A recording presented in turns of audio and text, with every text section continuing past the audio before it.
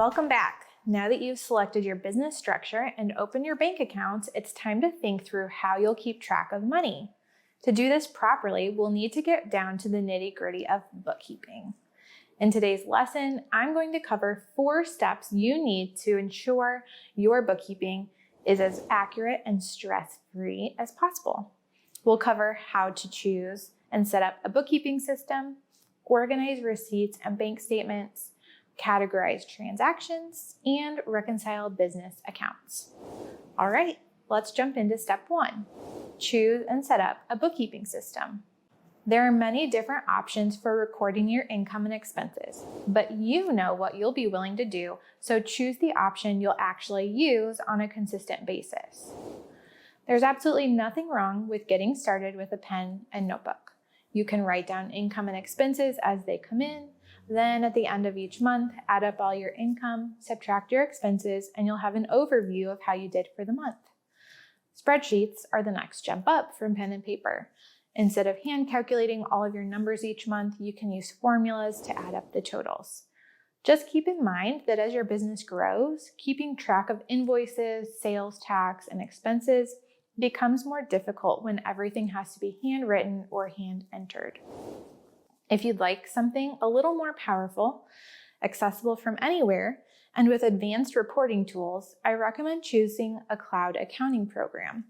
This will allow you and your accountant to work together much easier than sending screenshots back and forth or emailing files to each other.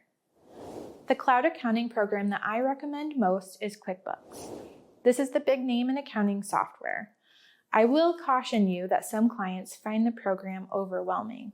However, since the software is so popular, you can generally find a detailed answer to any question on YouTube. If you decide to go with QuickBooks, you'll need to pick the subscription that meets all of the needs for your business. The least expensive QuickBooks subscription does not offer accountant access or invoicing. Be sure to watch the bonus how-to videos for using QuickBooks linked in our lesson guide. Even if you're not going to use QuickBooks, the videos can help you visualize how your books should look. Just like with picking a bookkeeping system, there's also many ways you can organize receipts and bank statements. Again, you'll need to pick a system that you'll stick with. When deciding, remember that you'll need to keep copies of everything for at least 7 years. One of my favorite options is to use 13 letter-sized envelopes. Label each envelope with each month, and then use the 13th envelope for any tax forms or documents you receive throughout the year. Each month, just throw your receipts in the envelope as they come in. Then at the end of each month, print out the statements for each of your business accounts, like your checking, credit card, and PayPal accounts, and put them in the envelope. If you don't like having a lot of paper around, then you can use the scan and toss method. You can use a scanner or a smartphone to scan all of your receipts and then just toss the originals. As long as you can easily find the receipts, the IRS says this is totally acceptable. Just make sure you back them up in a safe place.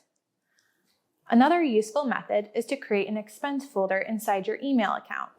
You can easily drag and drop all of your emailed receipts in there so they're easier to find later. Of course, you'll have 2 main types of transactions you'll need to keep track of in your bookkeeping system: income and expenses.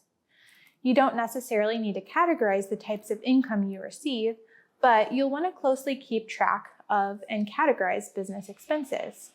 This will help ensure you don't miss out on any tax deductions. We'll talk more about those in lesson 5.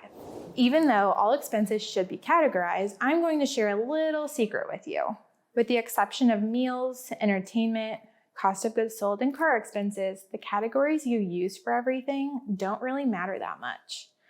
Also, don't be afraid to come up with your own category names to meet your needs.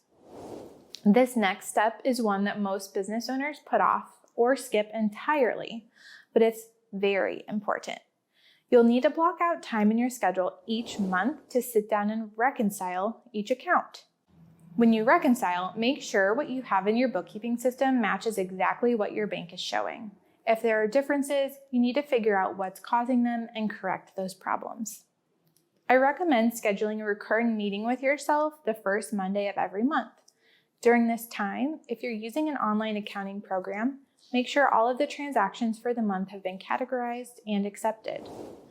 If you're using the pen and notebook method or spreadsheet method, log all income and expenses for the month and assign categories to the expenses.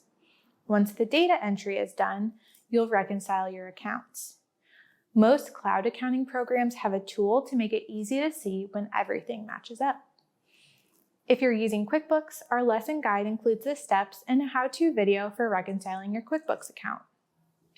All right, those are the 4 steps to get going with bookkeeping. Ready to start your bookkeeping journey? Start by using our Lesson 2 checklist.